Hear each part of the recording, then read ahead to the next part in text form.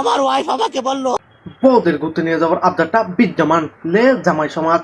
এতদিন ধরে ঘরে বসে রয়েছে, একদিন আমাকে ঘুরতে নিয়ে যাও। আমি কত ছলনা করলাম আমার ওয়াইফের সাথে, কিন্তু আমার ওয়াইফকে আমি কিভাবে বলবো যে আমার পকেটে একটা টাকা নেই। কত মানুষ কত কথা নেয়, কই 4 টাকা নাই, সেই দিন শেষে এরকম ভাবে কাঁদে।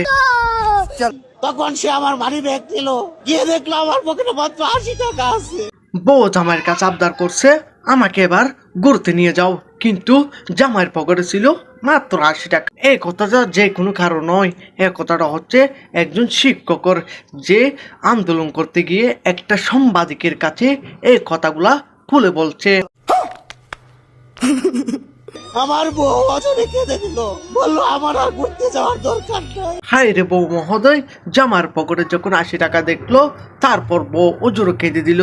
তারপর সে বলতেছে আমার আর ঘুরতে যাওয়ার দরকার নাই, তোমার 80 টাকা তুমি কোনো রকম ভাবে চলো। তারপর বউ এক সাইডে গিয়ে ওজরে হুক্কা মারলো।